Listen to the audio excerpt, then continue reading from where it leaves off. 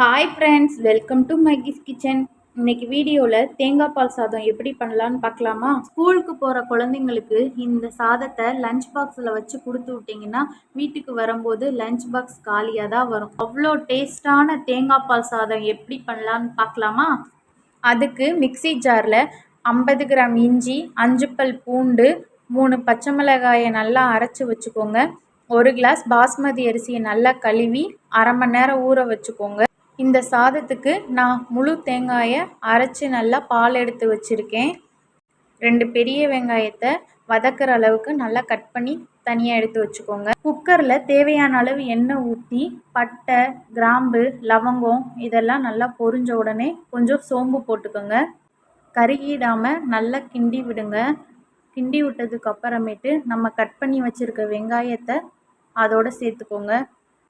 வெங்காயம் நல்லா பொன்னிறமாக வர வரைக்கும் நல்லா வதக்கிட்டு நம்ம பச்சை மிளகாய், இஞ்சி, வெள்ளைப்பூண்டு இது எல்லாமே அரைச்சி வச்சுருக்கிற அந்த பேஸ்ட்டை இதோடு சேர்த்துக்கோங்க.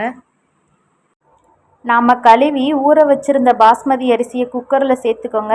ஏன் ஃபஸ்ட்டே நம்ம கழுவி ஊற வைக்கிறோன்னா, ஊற வச்சதுக்கப்புறமேட்டு நம்ம கழுவுனோன்னா அரிசி 2ஆக உடஞ்சிரும். அப்போ சாப்பாடு நல்லா இருக்காதுங்க. அதனால தான் நம்ம ஃபஸ்ட்டே கழுவிட்டு ஊற வைக்கணும். சாப்பாட்டுக்கு தேவையான அளவு உப்பு சேர்த்துக்கோங்க. எப்பயும் பாஸ்மதி அரிசிக்கு 1 கிளாஸுக்கு 1.5 கிளாஸ் அளவு தாங்க தண்ணி. நான் 1.5 கிளாஸ் அளவு தேங்காய் பால் எடுத்து வச்சுருக்கேன். அதையும் இதோடு சேர்த்துக்கிறேங்க. தேங்காய் பால் ஊற்றின உடனே நல்லா ஒரு தடவை கிண்டிட்டு கொத்தமல்லி தழை போட்டுக்கோங்க. லாஸ்ட்டாக 1.5 ஸ்பூன் நெய் ஊற்றி குக்கரை க்ளோஸ் பண்ணிக்கலாம். பாஸ்மதி அரிசின்றனால ஒரு விசில் மட்டும் போதும். ஒரு விசில் வந்த உடனேயே ஓப்பன் பண்ணாமல் கொஞ்சம் நேரம் வெயிட் பண்ணி அப்புறம் ஓப்பன் பண்ணி நம்ம பார்க்கலாங்க. நம்ம சாப்பாடு எப்படி வந்திருக்கு. அவ்வளோ டேஸ்ட்டாக இருக்குங்க. அப்படியே உதிரி உதிரியாக நம்ம போட்டு சாப்பிட்டோன்னா இன்னும் கொஞ்சம் சாப்பிட்லாமா அப்படின்ற அளவுக்கு டேஸ்ட்டாக இருக்குங்க. நான் பஜ்ஜிக்கு போடுற அந்த மிளகாயை வச்சு கிரேவி பண்ணியிருந்தேங்க. தேங்க்ஸ் ஃபார் வாட்சிங்.